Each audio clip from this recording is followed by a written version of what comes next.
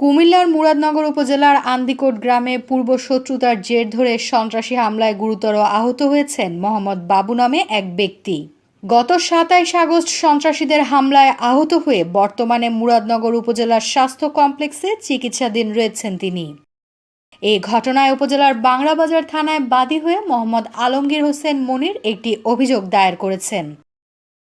ঘটনার বিষয়ে মনির বলেন, পূর্বশত্রুতার জের ধরে মোহাম্মদ বাহার মিয়া, মোহাম্মদ মালু মিয়া, মোবারক মিয়া ও মোহাম্মদ কালু মিয়া সহ সন্ত্রাসীদের একটি দল তাদের উপর পরিকল্পিতভাবে হামলা চালায়। তাদের সাথে থাকা নগদ অর্থ ও স্বর্ণের ব্রেসলেট ছিনিয়ে নেয়। কাঠের ফুলের এখানে যাওয়ার পরে আমার যে গাড়িটা সামনে দিয়ে বের দিছে, বের দেওয়ার পরে গাড়িটার ব্রেক না দেওয়ার পরে গাড়িটার বাড়ি দিয়ে সামনে গ্লাসটা ভাঙে গেছে। ভাঙার পর গাড়ি ব্রেক দিছে। ব্রেক দেওয়ার পরে তোরা নাম, আমরা কেন নামবো, ওনা তোরা নাম, ওর সাথে কথা আছে। হ্যাঁ, কারা এরা? এটা ছিল আপনার বাহার ছিল, তারপরে মালু ছিল, তারপরে মুবারক ছিল। তারা কি আপনার একই গ্রামের? মুবারক ছিল, কালো ছিল। তারা আন্ডিগুটের, আমার বাড়ি হায়দ্রাবাদ। আচ্ছা আচ্ছা, হ্যাঁ বলেন। আমার সাব্বির ছিল, সুনামপুরে সাব্বির ছিল, তো আপেল ছিল, আরো অনেক লোক ছিল, ১-১৫০ মতো লোক ছিল। সবাইকে আমি চিনতে পারি নাই, আমি দেখলে চিনবো। তারপরে দিকে আমার কাঠের ফুল আর কইরা ব্রিজের হে পাশে নিয়ে আছে, জঙ্গলে, বাচ্চারা জঙ্গলে নিয়ে আসি। আমার পকেটে 1,03,80,000 টাকা ছিল, আর আমার গেঞ্জি মেঞ্জি ছিঁড়া। আমারে বাহারে গলার মধ্যে ধাও লাগে শয়া ধরছে।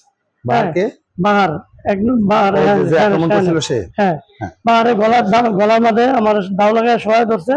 তারপর মুবারকে আমার গেঞ্জি টেঞ্জি ছিঁড়া, টাকাটা নিছে 3,80,000 টাকা।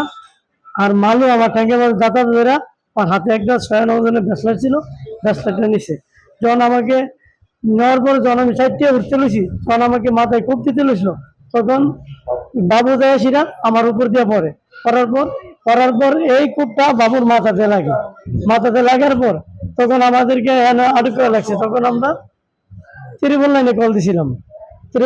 কল দিছি পরে বলতে পুলিশ আসতেছে বলে অনেকক্ষণ হয়ে গেছে, পুলিশ আর আসে নাই।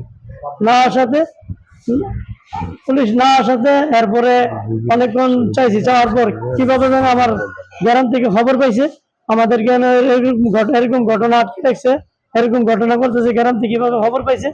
আমার পর এরা যখন দৌড়ে আসছে, যখন ত্রিপলের ফোন দিছি শুনছে, তখন এরা তাড়াতাড়ি আনতে পালাই গেছে।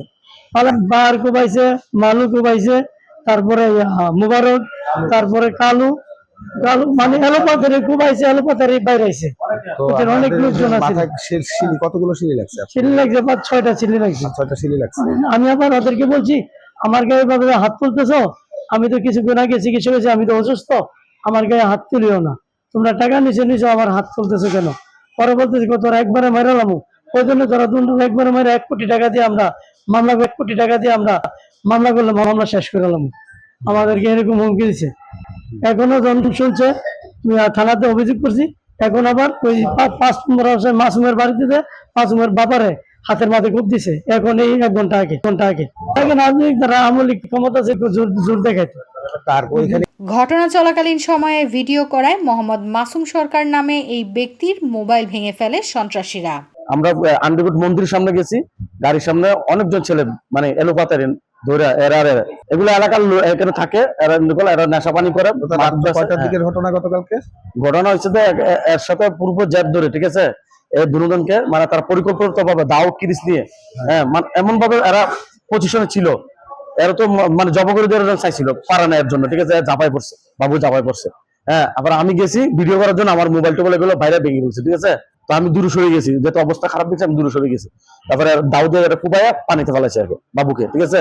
তো পরিস্থিতি খারাপ শিশু হয়ে গেছে, এরা হাইড করছিলেন দিছে। তারপরে এলাকার মানুষ এসে এদেরকে আমাদেরকে উদ্ধার করছে। এই সরকারের আমলে, ঠিক আছে, এদের সন্ত্রাস, এরা মাদক বিক্রি করে, এরা মানে চুরি ডাকাতি করে, নাশকতা করে। তাদের যদি আইনের আশ্রমতে আমি বাংলা থানা ওসিকে বলবো এদের কঠিন বিচার করে এদেরকে। অভিযোগের বিষয়ে জানতে বাহার, মালু, কালু ও ইয়াসিনের মোবাইলে ফোন করেও যোগাযোগ স্থাপন করা সম্ভব হয়নি। এই বিষয়ে বাংলাবাজার থানার ওসি অমরচন্দ্র দাস বলেন, অভিযোগের বিষয়ে তদন্ত করে আইনি ব্যবস্থা গ্রহণ করা হবে। News desk, news day 24।